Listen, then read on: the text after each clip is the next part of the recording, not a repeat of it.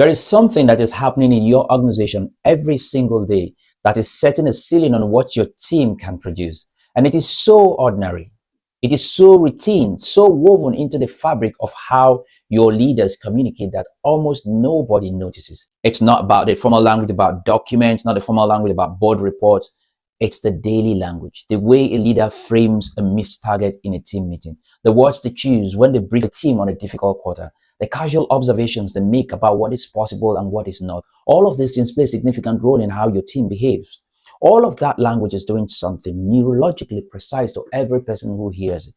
It is either expanding or contracting their internal picture of what is achievable and what is not in this environment with these resources that you have under this leadership.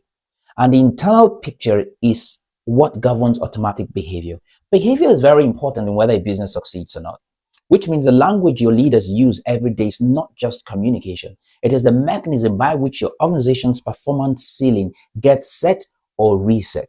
And this happens constantly without anyone formally deciding what that ceiling should be.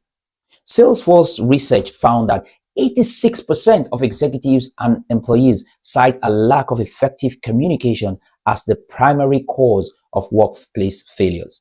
And Gallup's well-being data shows that poor manager communication increases employee burnout risk by 43%. Neither of those statistics is about formal communication. They're about the daily, ambient, apparently inconsequential language of leadership, the kind that nobody transcribes or reviews, the kind that lands in a room, sets a feeling, and then shapes what happens next. Picture this. A senior manager is briefing her team after a difficult quarter. The targets were missed. The pressure from above is real. She opens the meeting with an honest assessment of where things stand, and then she moves through the numbers, identifies the gaps, and closes with this. We just need to work harder and smarter next quarter.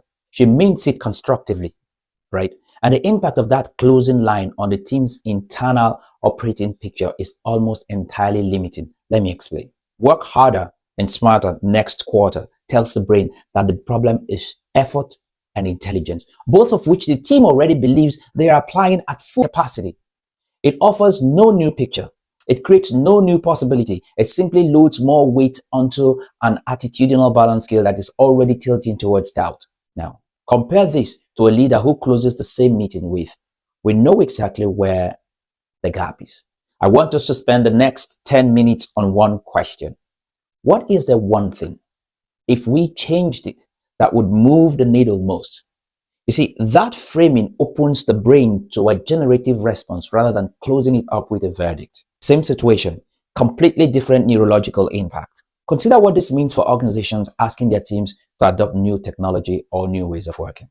The language the leaders use around AI and automation in casual, daily conversations is setting the adoption ceiling as surely as any formal training program. A leader who frames AI as something that the organization has been forced into, or who speaks about AI with visible anxiety in informal moments, is loading the attitudinal balance scale of every person in earshot towards resistance long before the training even begins. The ceiling is being built in conversations that nobody is monitoring.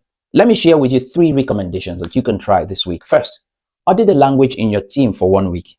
Not formally, just notice.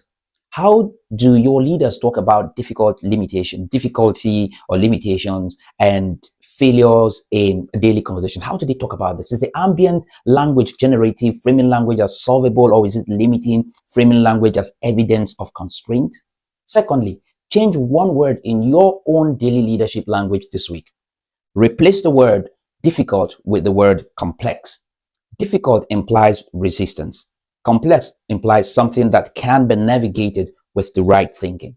That single word change consistently applied begins to shift the ambient signal that your team is receiving about what your environment requires of them.